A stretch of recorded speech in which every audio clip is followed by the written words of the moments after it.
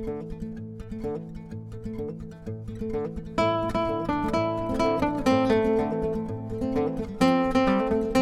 there, fellow mythology nerds. Ready for another deep dive? This is Thomas and Jennifer. This time, we're tackling Odin, the All-Father himself. Oh, yeah, he's a fascinating one. We're going beyond that whole one-eyed war god image and really trying to figure out what makes this guy tick. There's a lot more to him than meets the eye, that's for sure. So, creation myths usually pretty peaceful, right? Yeah, light from darkness, all that good stuff. Not so much with Odin. No, not at all. His story starts with this chaotic void. You've got Ymir, the first giant, just kind of hanging out. And then Buri shows up, the first god. Right, and things get a little tense. Because Odin and his brothers have to deal with all these giants multiplying like crazy. Exactly. It's definitely not the peaceful, let there be light kind of creation story. So what happens? They all get together for a giant kumbaya. Not quite. Odin and his brothers, well, they end up killing Ymir. Whoa. Okay, things just got real. And it gets even wilder, Ymir's body. It literally becomes the world. Flesh turns into land, blood becomes the oceans, you get the picture. That's pretty metal. It is. And this whole gruesome act really sets the stage for Odin's role. He's not just a god, he's this force for order, even if it means taking some pretty drastic measures. So right from the start, we see this theme of order and chaos. Absolutely. It's a constant tension throughout Norse mythology, and Odin is right at the center of it. And it makes you think, right, how much are we willing to sacrifice for order? What's the price we're willing to pay? But okay, let's shift gears for a sec. When most people think of Odin, they think Vikings. Right. Helmets, longboats, the whole 9 yards. But Odin's story goes way further back than that, doesn't it? Oh, absolutely. Centuries before the Vikings even hit the scene, we see hints of Odin. You've got Tacitus, this Roman author writing in the 1st century AD. He mentions a powerful Germanic god that sounds an awful lot like Odin. So we're talking pre-Viking era already. Way pre-Viking. And the name Woden, where we get Odin from, it was already associated with, like, fury and madness. This guy was intense, even back then. And we actually have some physical evidence too, right? Oh, yeah. Those gold bracteates, those little medallions from the pre-Viking era, some of them actually show warriors as Odin's man. Talk about early fans. It just goes to show how far his influence spread, even back then. These little artifacts offer a direct link to the past, They give us a glimpse into this belief system that was shaping people's lives long before the Vikings came along. Okay, let's talk about the warrior side of Odin. I know Thor is the one who gets a lot of the love, is the god of thunder, the muscle of Asgard. He's definitely the one with the flashy hammer. But Odin, he's the real god of war, isn't he? Oh, yeah, definitely. Thor's got the strength, but Odin's got the brains. He's the strategist, the one who calls the shots. He's the one who decides who wins and loses in battle. And his spear, Gungnir, that's not just any old weapon, is it? Nope. It's a symbol of his authority, his power to decide the fate of battles. Think about those Viking rituals where they'd throw a spear over the enemy's heads before a fight. They were invoking Odin, hoping to sway things in their favor. It's a reminder that there's more to war than just brute force, right? It's about strategy, cunning, knowing when to strike and when to hold back. Exactly. Odin embodies that kind of strategic thinking, that ability to see the big picture and plan accordingly. Okay, let's talk Valhalla. We know it's the ultimate warrior's paradise, but it's not just about dying in battle, is it? No, not at all. It's about being chosen. It's about catching the eye of one of Odin's Valkyries. So not everyone who dies in battle gets to hang out with Odin in Valhalla. Nope. Only the best of the best. The ones who embody the warrior ideal. So what is Valhalla all about? It's more than just an afterlife. It's a purpose, a way to continue the warrior's path. These chosen warriors, they feast, they train, they prepare for Ragnarök, the final battle. They're not just relaxing, they're constantly honing their skills, ready for the ultimate test of their strength and loyalty. So it's not just about kicking back and enjoying endless mead and feasts. It's about constant self-improvement, always striving to be better. Makes you wonder, what would it take to be worthy of a spot in Valhalla? What kind of life would you need to live? But okay, let's move on from the afterlife for a moment. We've talked about Odin the warrior, but this guy is obsessed with knowledge. I mean, he literally gave up an eye for a sip from the well of wisdom. That's dedication. Talk about going the extra mile for knowledge. Right. He was willing to pay the price, no matter how steep, to gain wisdom and understanding. And it didn't stop there, right? Remember Mimir, that wise being whose head was kept even after he died? Yeah, the one Odin chats with on a regular basis. Kind of creepy, but also kind of cool. Odin seeks knowledge everywhere, even from the dead. It really makes you think, what are we willing to sacrifice for knowledge? How far would we go? It's a good question. I mean, most of us wouldn't even give up our phones for an hour, let alone I. But okay, speaking of going to extremes, let's not forget about Odin's epic heist, stealing the mead of poetry. Oh yeah, that was a classic. Disguises, seduction, a daring escape on the back of an eagle. It sounds like something straight out of a Hollywood movie. It does, doesn't it?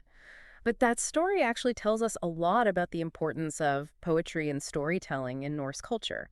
Odin, by bringing the mead to humanity, he wasn't just giving us a drink, he was giving us the gift of language, of creativity, of expression. And that's a powerful gift, right? Yeah. I mean, think about the stories that shape our lives, the songs that move us, the poems that capture our deepest emotions. Exactly. That's Odin's legacy at work. He saw the power of language, the power of storytelling, and he wanted to share that with humanity. Pretty cool when you think about it that way. uh, Okay, let's talk about those runes. These weren't just letters, they were magical symbols. Oh yeah, they had real power. They could influence events, heal, protect. And Odin didn't just stumble upon them. He went to some pretty extreme lengths to learn their secrets. Talk about dedication. This guy hangs himself from Yggdrasil, the world tree, pierced by his own spear, for 9 days and nights, all to learn the runes. That's hardcore. Mm-hmm. Puts our own efforts to learn new things into perspective, doesn't it? Totally. I mean, I struggle to get through a textbook chapter without a coffee break, but it shows how important those runes were, how powerful they were. So it wasn't just about writing things down, it was about tapping into a deeper power. Exactly. Rune masters were highly respected individuals because they knew how to use the runes to influence the world around them. They were healers, protectors, even manipulators of fate. Makes you think about the responsibility that comes with knowledge, Yeah. right? What do we do when we have the power to influence the world around us? It's a big question and one that's still relevant today. Okay, here's another one for you in Cider. That form of magic practiced by the Vanir gods, Odin's rivals. Yeah, I remember. Well, guess who decided to learn it? Let me guess. Odin. Bingo. It was considered unmanly at the time, but Odin didn't care. He was willing to defy social norms, break boundaries, all to gain more knowledge and power. He was like, give me all the knowledge. I don't care where it comes from. Exactly. He was open-minded, willing to learn from anyone, even his enemies. How many people could say that? Not many, that's for sure. So what kind of magic are we talking about? What could he do with his cedar? Oh, all sorts of things. Healing, calming storms, raising the dead, even casting love spells. We're talking serious magic, way beyond what you usually associate with a warrior god. This guy is like a one-man army, a walking encyclopedia, and a master magician all rolled into one. It's kind of inspiring, isn't it? Even a god can keep evolving, keep learning new things. Absolutely. Odin's story is a reminder that there's always more to learn, more to explore, more to become. Well said. Okay, before we wrap up this first part of our deep dive, we've got to talk about Odin's companions. I mean, who doesn't love a god with ravens, wolves, and an 8-legged horse? They're definitely part of his iconic image, aren't they? But they're more than just pets, right? Oh, yeah, way more. These animals are like extensions of Odin himself. They represent different aspects of his power and knowledge. Okay, break it down for us. What's with the ravens? Hugin and Munin, those are their names. They're constantly flying throughout the 9 realms, gathering information, whispering secrets into Odin's ears. They represent thought and memory, the constant flow of information that shapes our understanding of the world. They're like his personal news network. Mm-hmm. What about the wolves? I've always been fascinated by Gary and Freaky. They're awesome, right? They embody this duality in Odin's nature. You've got the strength, the fierceness, but also the greed, the insatiable hunger for knowledge and power. So they're a reminder that even with great power, there can be a darker side. Exactly. It's a cautionary tale, reminding us that we always have to be mindful of the potential for darkness, even within ourselves. And then there's Sleipnir, the 8-legged horse. I mean, come on, how cool is that? Sleipnir is epic. He's not just a horse, he's a symbol of Odin's ability to travel between realms, to move freely between the world of the gods and the world of mortals. He's like the ultimate interdimensional ride. He is, and he represents this idea of interconnectedness, the way that different realms and different beings influence and shape each other. Okay, here's the thing that blows my mind. With all this power, all this knowledge, all these amazing companions, Odin chooses to wander the 9 realms disguised as an old man. Yeah. Why? That's what I find so intriguing about him. He's not interested in sitting on a throne and lording his power over everyone.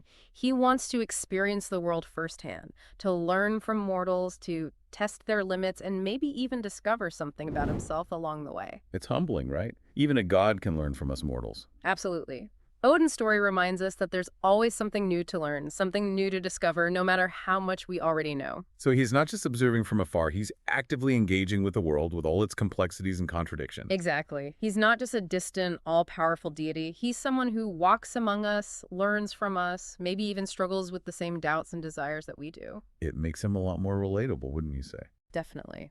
And that's part of what makes Norse mythology so compelling. It reminds us that even the gods are not immune to the challenges and complexities of existence. They make mistakes, they face difficult choices, they experience loss and sacrifice. They're more like us than we might think. That's a comforting thought in a way. It means we're not alone in our struggles. Even the gods have their battles to fight. Speaking of battles, we've got to talk about Odin's relationship with Loki. This one always throws people off. They weren't father and son, they were blood brothers. Ah, the infamous blood brother pact. It's a testament to their complex and often contradictory relationship. Loki, the trickster god, the master of chaos, bound to Odin in a ritual of shared blood. Why would the god of order choose to align himself with someone who seems to represent everything he opposes? It's a good question. Maybe Odin understood that a little bit of chaos is necessary, even healthy. That you can't have true order without some disruption now and then. So maybe it's all about balance. Could be. It's one of the enduring mysteries of their relationship. Loki is both a valuable companion and a constant source of trouble, a thorn in Odin's side, and yet a necessary element in the grand scheme of things. It's a reminder that even the wisest, most powerful beings can have complicated relationships. Sometimes we choose to maintain bonds even when they bring us pain or frustration. It's part of what makes us human, right? Or in this case, part of what makes them gods. They're complex creatures capable of both great good and great mischief. And maybe that's what makes their story so fascinating. Okay, well, let's move on to family matters. We all know Thor is Odin's son, but he's got a whole bunch of kids, doesn't he? Oh yeah, Thor, Balder, Heimdall, the list goes on. And what's interesting is that a lot of their mothers were giantesses. Really? So even though the gods and giants are often at odds with each other, Odin's got these family ties connecting him to both sides. Exactly. It highlights this complex web of relationships that exists in Norse mythology. Nothing is ever simple, black and white. It's all shades of gray. And speaking of complicated family dynamics, let's not forget the tragic story of Balder's death, orchestrated by none other than Loki. Talk about family drama. Balder's death is a pivotal moment in Norse mythology. It's a story of betrayal, loss, and ultimately, revenge. It shows that even the gods are not immune to the pain of grief and the destructive power of vengeance. It's a reminder that love and loss are universal experiences, even in a world of gods and monsters. And it sets the stage for the ultimate showdown, Ragnarök, the end of the world as they know it. Ragnarok is the culmination of Norse mythology, the ultimate clash of good and evil, order and chaos. And at the center of it all is Odin, knowing his fate, preparing for the inevitable. It's a pretty heavy thought, knowing your own end is coming and there's nothing you can do to stop it. But what's amazing is that even with this knowledge, Odin doesn't give up. He keeps seeking knowledge, guiding heroes, preparing for the final battle. He doesn't let the inevitability of his fate paralyze him. He uses it as fuel to live each moment to the fullest. That's what makes him such a compelling figure. He embodies both the strength and the vulnerability of existence. He's a warrior, a scholar, a father, a leader, but he's also someone who faces his own mortality with courage and acceptance. He doesn't shy away from the darkness. He embraces it as part of the grand tapestry of life and death. It's a powerful message. Even in the face of inevitable loss, there's still meaning to be found, a purpose to fulfill. Okay, I think that's a good place to pause for now. We've covered a lot of ground in this first part of our deep dive. We've explored Odin's origins, his thirst for knowledge, his mastery of magic, his fated end at Ragnarok, and his complex relationships with both gods and humans. But there's still so much more to uncover. Join us in part 2, where we'll delve even deeper into the mysteries of Odin, exploring his role as a guide and mentor to humanity, and uncovering the wisdom he offers to those who seek it. Until then, keep those Norse mythology fires burning. Welcome back to our deep dive into Odin. We left off talking about Ragnarök, the end of the world as they know it. Yeah, things were getting pretty heavy there at the end of part 1. Definitely not your typical bedtime story. But there's so much more to uncover about this epic event and what it means for Odin, for the gods, and for humanity itself. All right, so Ragnarok. We talked about the omens, those signs that the end is near, right? Oh, yeah, harsh winters, wars breaking out all over the place, even earthquakes. The world is literally falling apart. And then there's Loki breaking free and leading an army of giants against Asgard. It's like the ultimate revenge plot. Oh, Loki's definitely got a score to settle. But But at the heart of Ragnarok is this destined encounter between Odin and Fenrir, that monstrous wolf who's also one of Loki's kids. Talk about family drama. Fenrir, the one they had to chain up because he was so powerful, right? Exactly. Yeah. The gods were terrified of his strength, so they tricked him into being bound by this magical chain. But the prophecies are clear. When Ragnarok hits, Fenrir breaks free. And we're not talking about just a little nibble here. The prophecy says his jaws will be so wide he can swallow the sun. Okay, now I'm really starting to get those end of the world vibes. But where does Odin fit into all this? Odin is basically the main course on Fenrir's menu. I mean, I know he's a god, but still, that's got to be a pretty rough way to go. So it's like game over at that point. What happens to everyone else? Ragnarok is about chaos and destruction on a cosmic scale, but even in the midst of all that, there are flickers of hope. Remember Vidar, one of Odin's sons? Vaguely. Remind me, what's special about Vidar? He's the one destined to avenge his father. Wait, how does anyone avenge their father against a wolf that can swallow the sun? Vidar's got a secret weapon. Magical iron shoes crafted by the gods themselves, strong enough to let him stand firm even within Fenrir's jaws. He basically jams the wolf's mouth open and then pierces its heart with his sword. Talk about poetic justice. That's intense, but still, Odin is gone, right? So what happens then? Is that just dotted at the end? Ragnarok isn't just an ending, it's also a new beginning. The world might be engulfed in flames and sink beneath the waves, but the prophecies say a new world will emerge from the ashes. So it's like a cosmic reset button. Exactly. It's a cycle of destruction and creation, death and rebirth. Ragnarok represents the end of the old ways, the old gods, the old world, but it makes way for something new, something fresh. I guess there's a kind of beauty in that, isn't there? Even in the midst of all that destruction, there's the promise of renewal. Absolutely. It's a reminder that even when things seem hopeless, even when we face unimaginable loss, there's always the potential for rebirth, for starting over. Okay, so we've talked about how it all ends. But knowing all this, knowing how it all plays out, what does it tell us about Odin? I mean, we've seen him as a warrior, a scholar, a master of magic, but knowing he's going to die, be devoured by this giant wolf, adds another dimension to his character, don't you think? It does. It's like knowing your fate doesn't diminish Odin's power or wisdom. If anything, it elevates him. He faces his destiny with courage and acceptance, knowing that his sacrifice is necessary for the cycle to continue. He doesn't try to cheat death or change the prophecies. He just accepts his role in the grand scheme of things. That's a level of acceptance that's hard to even wrap my head around. It really makes you think about fate versus free will, doesn't it? Did Odin have any choice in the matter? Or was his path already set or stone? Right. Like, how much control do we really have over our own lives? That's the question that's been debated for centuries. Norse mythology is all about the interplay of fate and free will. So it's not a simple answer. Nope.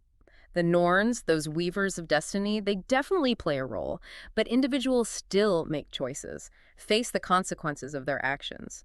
Even knowing his fate, Odin still actively shapes events, guides heroes, seeks knowledge, prepares for Ragnarok. He's not just a passive observer, he's making choices, taking action. It's like, even within the confines of fate, there's still room for agency, for making a difference. Exactly. And that's what makes Norse mythology so fascinating. It grapples with those big questions, the complexities of existence, the interplay of fate and free will. It doesn't give us easy answers, but it gives us a framework for understanding the forces that shape our lives. Okay, here's something that's been bugging me. We talk about Odin's thirst for knowledge, his willingness to sacrifice anything to gain wisdom. But what about the knowledge he already has? I mean, he can see all 9 realms from his throne, Hlidskjalf. He's got to know a ton of stuff. That's a great point.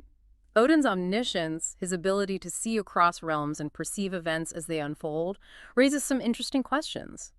Does he see everything with perfect clarity? Are there gaps in his perception? Does he know the future with absolute certainty? Or are there elements of chance, of uncertainty, even for a god? It's a mind-boggling thought, isn't it? Like, even with all that knowledge, are there still things that remain hidden, even from Odin? Exactly. There's this sense of mystery of the unknown that persists, even in the face of Odin's vast knowledge. And maybe that's part of what drives him. He's not just content with knowing the answers, he wants to understand the questions. He recognizes the limits of his own understanding, and that drives him to keep seeking, keep exploring. It's like the more you know, the more you realize you don't know. Right. The pursuit of knowledge is a journey, not a destination. There's always more to learn, more to discover, more to question. And that's the beauty of it, isn't it? It keeps us engaged, keeps us curious. Okay, we've covered a lot of ground. From Odin's warrior side to his thirst for knowledge, from his mastery of magic to his fated end at Ragnarök. But there's one thing we haven't really touched on yet. His relationship with humanity. That's a crucial element of Odin's story, isn't it? He's not just this distant, aloof god who resides in Asgard. He's actively involved in our lives. He shapes destinies, tests limits, and ultimately guides us toward wisdom and growth. We've seen hints of it in the stories we've discussed, like with Sigurd and even Thor's encounter with Harbard, who turned out to be Odin in disguise. But what's the nature of his interest? Why is he so invested in our journey? That's $1 million question, isn't it? Why does Odin care so much about humans? Right. There's got to be more to it than just watching us make fools of ourselves, right? There are countless interpretations and debates among scholars.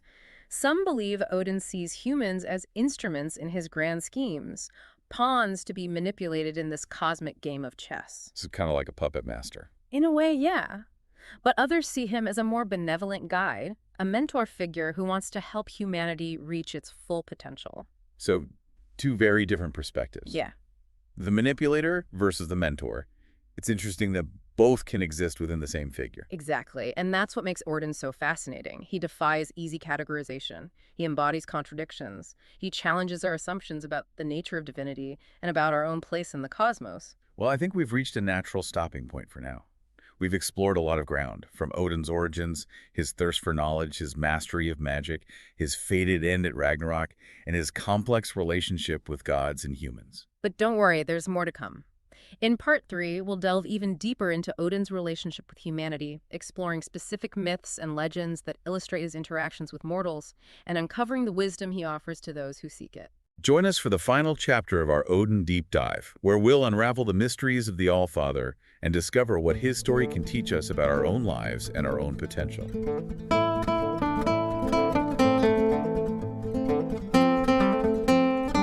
Welcome back to our deep dive into the world of Odin. We've explored a lot of ground already, from his warrior side to his thirst for knowledge, his magic, his fate, and those complex relationships. But as we wrap up, I want to circle back to something we've been talking about throughout this whole thing. Odin's relationship with humanity. It's clear he's not just watching us from afar. He's got a real interest in us mortals. But why? What's the nature of that connection? Yeah, it's a question that's been pondered for centuries, hasn't it? What is it about humans that draws Odin's attention? Right. It can't just be about watching us mess things up, can it? Well, there are a lot of different theories out there. Some people believe Odin sees us as tools, pawns in his cosmic game. So he's just using us to achieve his own goals. Maybe. But others see him as more of a benevolent guide, a mentor who wants to help us reach our full potential. So which is it? Is he manipulating us or mentoring us? Or is it something else entirely? That's the beauty of it, isn't it? There's no easy answer. Odin is a complex figure full of contradictions. He can be both the manipulator and the mentor, the trickster and the guide. It all depends on how you interpret the myths. It's what makes studying Norse mythology so interesting, isn't it? There's so many different layers to unpack. So let's dig into some of those layers. What are some myths that really highlight this complex connection between Odin and humanity? Well, the story of Sigurd is a great example. Odin appears to him in various disguises throughout his life, guiding him, testing him, shaping his destiny.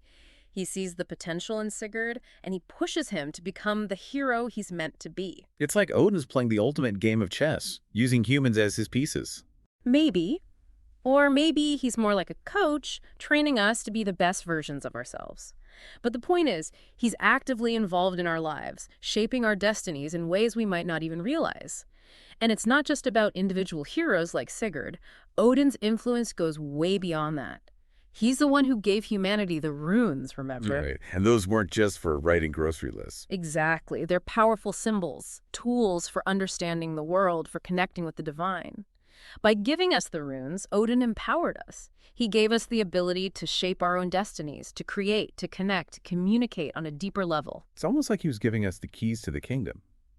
But it wasn't always about grand gestures like that, was it? No, sometimes Odin's involvement was more subtle. He'd show up in disguise, offer advice, test someone's wisdom, or just observe how humans interact with each other. He was always watching, always learning, always testing us. Makes you wonder if he ever gets tired of all that. Maybe, but maybe that's part of what keeps him going. He's constantly seeking knowledge, understanding, even from us mortals. It's this endless quest for wisdom that drives him. So what have we learned about Odin from this deep dive? Well, we've seen that he's more than just a one-eyed war god. He's a complex figure, a seeker of knowledge, a master of magic, a guide and mentor to humanity. He's a god who embraces contradictions, who walks among us, who tests our limits and pushes us to become more than we thought we could be. And maybe that's the biggest takeaway from all of this, right? That even the gods are flawed, that they struggle, that they learn, and that they see something in us, in humanity, that's worth fighting for. Absolutely. Odin's story is a testament to the enduring power of myth, to its ability to teach us about ourselves, about the world around us, and about the mysteries that lie at the heart of existence. It's been an amazing journey exploring the world of Odin. And even though we've reached the end of our deep dive, I have a feeling his story will continue to inspire and challenge us long after the echoes of our conversation have faded. I think you're right. Odin's legacy lives on in the stories we tell, the art we create, and the questions we continue to ask about the nature of our existence. Thanks for joining us on this deep dive into the world of Odin. Until next time, keep exploring, keep questioning, and keep seeking the wisdom that lies hidden within the myths and legends that shape our world.